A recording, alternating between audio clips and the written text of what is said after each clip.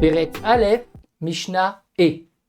Dans cette Mishnah, nous allons étudier comment c'est possible qu'une personne, elle devient Zav Gamour, pas à travers 3 écoulements, comme on va garder le cas que nous avons l'habitude, 9h, 9h10, 9h20, mais à travers un seul écoulement qui a duré de 9h à 9h20. Alors, une personne pour être Zav Gamour, il faut qu'elle voit 3 sorties de Zov. À 9h, elle a vu une sortie, ça s'est arrêté. Disons, elle s'est essuyée, il n'y a rien du tout, c'est propre. À 9h10, il y a une deuxième sortie, et à 9h20, une troisième sortie. Dans ce cas-là, la personne, elle est Zav Gamour. Il y a également une autre possibilité à une personne d'être Zav Gamour. C'est laquelle? C'est lorsque de 9h à 9h20, ça sort sans arrêt. Alors bien entendu, ça ne va pas être un jet continu, parce qu'il n'a pas autant de réserve de Zov dans son corps, la personne, mais en fait, cet écoulement-là, elle va se faire chip-in, une goutte après l'autre. Comme un robinet qui se ferme mal, c'est la maladie qu'il a, cette personne, et en fait, ça coule du Zov sans arrêt. Il n'y a pas un moment où il y a une goutte qui ne sort pas. Et si pendant un laps de temps, ça coule, on va considérer que ce n'est pas seulement une seule coulée, mais 2 coulées, voire 3 coulées. Alors voyons voir ça dans les mots de la Mishnah. Ra'a achat meruba keshalosh. Une personne, elle a eu une sortie de Zov de son corps qui est longue comme 3 sorties. Alors vous savez tous que 1, 2, 3 dans la même journée, on l'a étudié dans la Mishnah d'Alet, il faut qu'il y ait un laps de temps entre chaque sortie de Zov. Ce laps de temps-là, il se calcule en fonction qu'une personne va dans le mikvé, sort du mikvé et s'essuie. C'est ce qui s'appelle Dvila Vesipug. Ce temps-là, nous l'avons étudié dans le Rosh, c'est le temps de marcher sans amot. Si à travers chaque temps comme ça, il voit, donc en fait il voit 3 fois et 2 intervalles de Dvila Vesipug, 2 intervalles de 100 amot, de marche, il est Zav Gamour parce qu'il a eu 3 coulées de Zov. Maintenant notre personne là, ça a coulé pendant tout ce temps-là sans arrêt, c'est-à-dire ça a goûté de 9h à 9h20. Disons que le temps de se tremper au mikvé et de s'essuyer, ça prend 10 minutes. À peu près, c'est juste pour schématiser. Donc de 9h à 9h10, 9h10 à 9h20, il n'a pas eu 3 coulées, il en a eu une seule qui s'est étendue sur toute cette période-là, parce que ça faisait que goûter de 9h à 9h20. Dans ce cas-là, la personne, elle est Zav Gamour. Alors jusqu'à maintenant, nous avons calculé ce temps-là. En fait, ça sera le temps de faire 2 fois le mikvé, de s'essuyer 2 fois. Ou le temps de marcher non 100 amot, mais 200 amot. Et là, dans la Mishnah, on va voir une troisième idée de calcul, mais en fait, ça va être le même temps au bout du compte. C'est quoi cette idée-là? C'est Shei Kemin Gad Yavan la Shiluach. C'est le temps de marcher à un homme depuis un endroit qui s'appelle Gad Yavan jusqu'à un endroit qui s'appelle Shiluach. Alors, où se situe Gad Yavan, où se situe Shiluach? J'ai vu dans les Mefarshim 4 idées. Encore une fois, les 4 idées au niveau du temps sont les mêmes, mais au niveau de la géolocalisation de l'endroit diffèrent. Alors, premièrement, Barthénora et le Rash. Barthénora et le Rash, il nous dit que Gad Yavan, c'est un endroit à Yerushalayim. Et de cet endroit-là jusqu'à le deuxième endroit, c'est-à-dire jusqu'à l'arrivée c'est le Nahar Shiluach.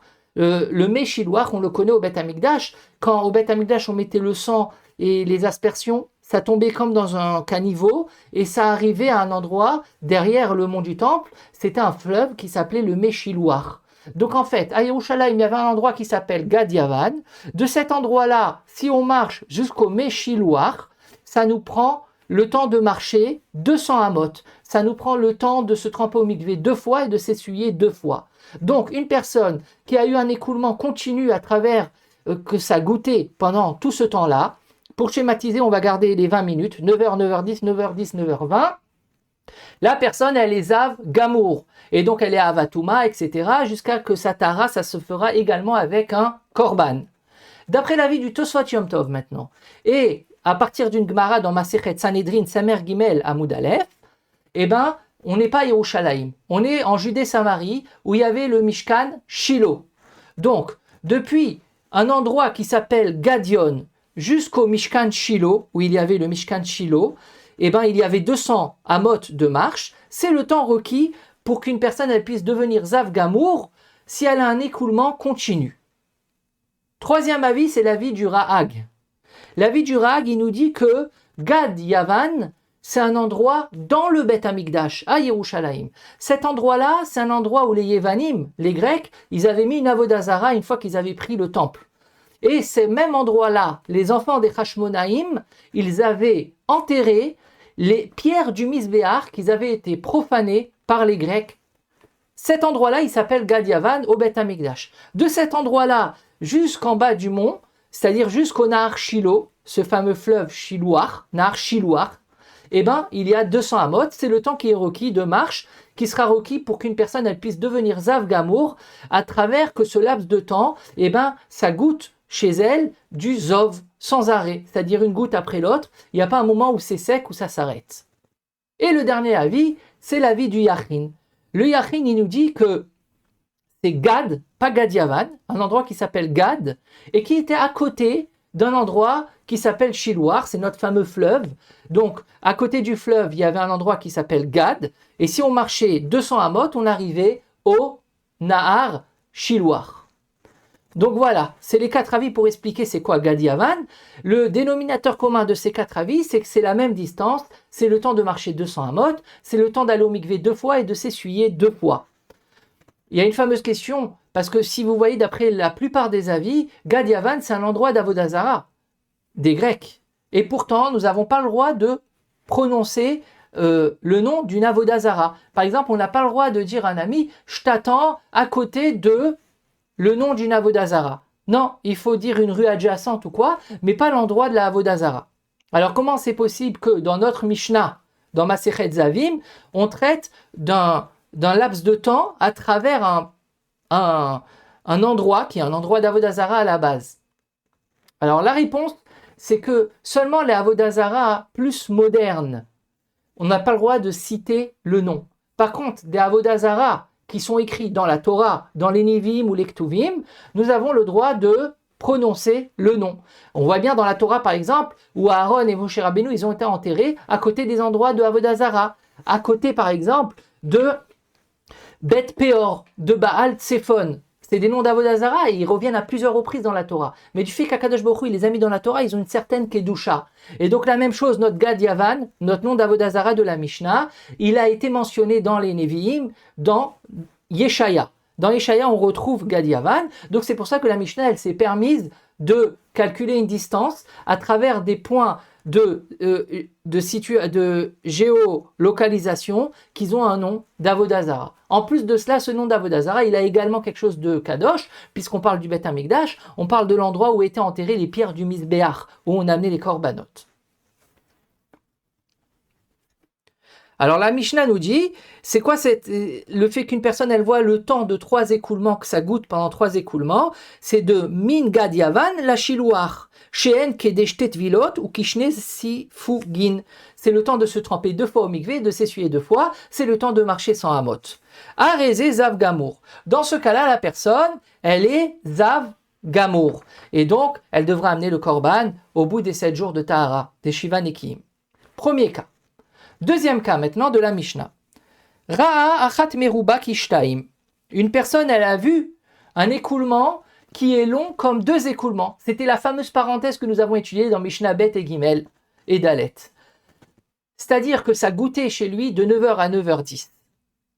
Donc à 9h, c'est le premier écoulement, 9h10, c'est le deuxième écoulement. Chez lui, il y a eu une continuité de ça goûtait du Zov pendant tout ce temps-là, à 9h et également à 9h10, et 1, 2, 3 jusqu'à 10. Donc là, il est Zav Katan, c'est-à-dire qu'il va être également Avatouma, mais sa Tahara, elle ne demande pas un Korban. Nous l'avons étudié. Ra'achat meruba kishtaim, et maintenant il est Zav Katan. La Mishnah nous dit Metame Mishkav ou Moshav. Du fait qu'il est Zav Katan, il est Avatouma. S'il est Avatouma, il rend tamé la fameuse Tumat Midras que nous avons étudiée, la Tumat Mishkav ou Moshav. S'il va s'asseoir sur une chaise qui est faite pour être assise ou un lit qui est fait pour dormir, et ben la chaise et le lit vont être tamés comme lui. Lui, il est Avatouma, ils vont être également Avatouma. Et également, entre parenthèses, c'est pas marqué dans la Mishnah, du fait qu'il est Avatouma, il peut rendre tamé un homme, et il va le rendre Rishon, ou des objets, et également Ochlim ou Mashkim. Vetsarir biat ma'im chaim, et également au bout des 7 jours de Nekiim où il va être propre sans écoulement, il devra aller dans un mikvé ma'im chaim, la mer ou le fleuve, ou patour mina korban, mais par contre il n'amènera pas un korban du fait qu'il a eu que 2 écoulements, ou plutôt un long écoulement qui est considéré comme 2 écoulements, du fait qu'il a vu le temps d'aller une fois au mikvé et de s'essuyer, le temps de marcher sans hamot. Voilà.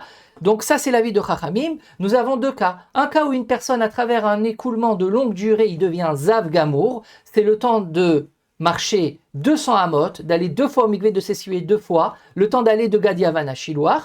Ou le deuxième cas où il a eu un écoulement seulement le temps de marcher 100 amot, seulement le temps de se tremper une fois au mikvé, de s'essuyer une seule fois, ou le temps de marcher la moitié de la distance qui est de Gad Yavan à Shiloach, à savoir 100 amot.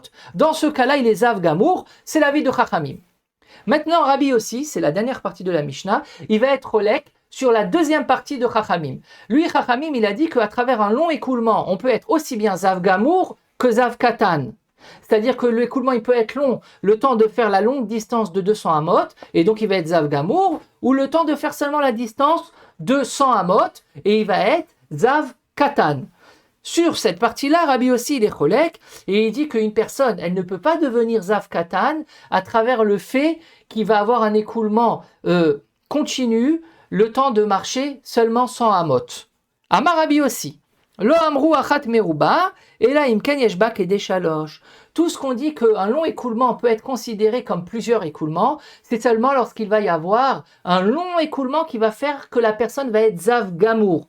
Mais lorsque l'écoulement il va être à moitié long, c'est-à-dire qu'il va avoir seulement le temps de se tremper une seule fois au mikvé, de s'essuyer une seule fois, ou de marcher sans amot, ou de faire que la moitié de la distance de Gad Yavan à Meachilouar, dans ce cas-là, d'après Rabbi aussi, il ne va pas être Zav Katan. Il va être le premier stade d'une personne qui a vu du Zov, à savoir qu'il va devoir attendre le lendemain, il va être Rishon Latouma, il va devoir attendre le lendemain qu'il ne voit rien, se tremper au mikvé et ensuite être Tahor, comme une personne qui a vu Shirvat Zera, qui a vu Tumat Keri. C'est l'avis de Rabbi aussi, mais la halacha, elle n'est pas comme Rabbi aussi. Voyons voir cela maintenant dans Barthénora. Alors Barthénora, Kemin Gad Yavan les Shilouach.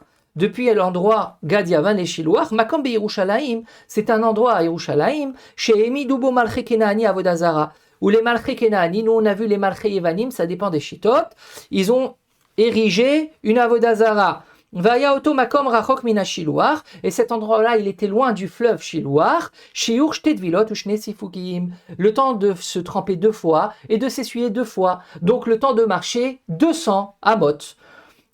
Ensuite, on s'arrête là dans Barthénora. La suite, c'est juste pour comprendre le mot de Yavan à travers des différents psukim. D'ailleurs, le fameux pasuk de Yeshaya que nous avons ramené dans notre explication. Prochain Barthénora, Metame Mishkav ou Moshav. Donc une personne qui a eu un long écoulement, mais seulement le temps de se tremper une seule fois et de s'essuyer une seule fois, il est, d'après Chachamim, Zav Katan, et donc il est Avatuma, et il est Metame Mishkav ou Moshav, comme nous l'avons expliqué. Des Chashvinan le Kishtereyot, on considère qu'il a eu 2 écoulements. Bien que c'est un seul écoulement qui est long, à travers que ça goûtait pendant le temps de 2 écoulements, c'est comme si qu'il a vu 2 écoulements. Rabbi aussi, il est cholek, il dit que ça fonctionne seulement lorsque l'écoulement il est très long pour arriver à Zav Gamour, mais pas quand il est très court pour arriver seulement à Zav Katan. Alors Barthénora, et là imken yeshbak et des chalosh, kegon, kemigad yavan les shilouach, la première partie de la Mishnah, des ad nirshav kezav gamour, que dans ce cas-là qu'il a eu ça a goûté pendant le temps d'aller 200 amot, il est considéré comme zav gamour, à filou le korban, et donc il devra amener le korban, du fait que c'est un zav gamour. On considère cette personne qui a eu un très long écoulement, comme si qu'elle a eu 3 sorties de zov différentes. Aval, be'echad meruba kishtaim, mais lorsque il a eu un long écoulement moyen, c'est-à-dire un écoulement qui est que de la distance de 100 amot, que le temps de se tremper une fois au mikvé s'essuyer qu'une seule fois, ou la moitié de la distance de Gad Yavan à Meachilouach, en cholkimota, on va pas faire que c'est comme si que c'est 2 écoulements, ou kereya achati chashuva, et behemet, d'après Rabbi aussi, ça va être considéré comme un seul écoulement. Ve'en halacha ke Rabbi aussi, behemet, la halacha est comme chachamim, que l'on calcule un long écoulement aussi bien pour le rendre zav katan que zav gamour. Voilà pour la Mishnah E. J'aimerais juste conclure avec une petite partie de Iyun. Pourquoi cela? Parce que si vous vous souvenez, dans la Mishnah Dalet, nous avons étudié un cas. Une personne qui a eu un écoulement à 9 heures. Et ensuite, à 9h10, elle a eu un deuxième écoulement long comme 2 écoulements. C'est-à-dire que ça a goûté de 9h10 à 9h20 dans notre schéma. Dans ce cas-là, on a vu dans la Mishnah Dalet, et personne n'est cholek, il est Zav Gamour. Donc nous voyons un cas où une personne a les Zav Gamour à travers un écoulement normal et un long écoulement qui est considéré comme 2 écoulements, qui est égal à 3 écoulements. Donc ça marche bien d'après Chachamim. Parce que Chachamim il dit qu'une personne à travers un écoulement qui est long, elle peut être Zav Katan. Mais d'après Rabbi aussi, qui dit qu'une personne, elle ne peut pas être Zav Katan à travers un écoulement qui est long parce que ça fait que goûter, mais seulement le temps de 2 sorties. Et c'est que quand ça sera un long temps de 3 sorties qui va être 8 Zav Gamour. Mais pour être Zav Katan, d'après Rabbi aussi, ça ne fonctionne pas un long écoulement. Comment il va s'arranger avec la Mishnah Dalet? Pourtant, dans la Mishnah Dalet, nous n'avons pas vu quelqu'un qui est cholek. Rabbi aussi n'a pas été mentionné. Alors, puisque Barthénora nous a dit que la halakha est comme Chachamim, ben en fait, la Mishnah, il a déjà expliqué la Mishnah Dalet comme la Shita qui est retenue pour la halakha, à savoir la Shita de Chachamim. Mais c'est vrai que Rabbi aussi, il va être cholek sur notre Mishnah Dalet, même si ce n'est pas mentionné dans la Mishnah Dalet. Sauf que si on va expliquer comme cela, ben on aurait dû logiquement enseigner d'abord la Mishnah E, avec la fameuse marloquette Chachamim Rabbi aussi, dire que la halakha est comme Chachamim, et à partir de ce point-là, enseigner la Mishnah Dalet. Alors pourquoi on a fait l'inverse? On aurait dû faire d'abord dans le bon ordre, et ce n'est pas le cas. À cause de cette chéla, le Rashash est Mechadesh dans Rabbi aussi. Et comme ça, je conclus. Le Rashash nous dit que tout ce que Rabbi aussi nous a dit qu'un long écoulement, il fonctionne seulement pour être Zav Gamour, mais pas pour être Zav Katan, c'est que quand la personne, elle a eu qu'un écoulement. Mais dans notre cas à nous, où elle a un antécédent, la personne, elle a eu un vrai écoulement à 9 heures. Donc là, elle rentre déjà dans le post-Zav Katan ou Zav Gamour. Et ensuite, elle a eu un deuxième écoulement qui était long parce que ça goûtait le temps de 2 écoulements. Et bien là, Rabbi aussi va être d'accord qu'on va prendre en compte le fait qu'il a eu un écoulement qui est considéré comme 2 écoulements, du fait qu'il y a un antécédent d'un vrai écoulement normal en premier lieu. Et tout ce que Rabbi aussi dans la Mishnah nous a dit que ça ne fonctionne pas, c'est lorsqu'il n'y a pas d'antécédent ou lorsqu'il n'y a pas de suite. C'est qu'une personne qui a eu seulement un écoulement qui était long, ça goûtait le temps de 2 écoulements. Que dans ce cas-là, Rabbi aussi va dire que ça ne fonctionne pas pour rendre la personne Zav Katan. Mais lorsqu'il a eu un antécédent du fait qu'avant, il y a eu un écoulement, eh ben on va considérer, et là il va devenir Zav Gamour. Donc voilà, c'était juste pour essayer de marier la Mishnah Dalet avec la Mishnah E, sans avoir aucune question sur Rabbi aussi. Mais c'est seulement une partie de Iyun, nous ne sommes pas obligés de retenir, c'était juste pour approfondir. L'essentiel, c'est la première partie du shiur, comprendre notre fameuse Mishnah E.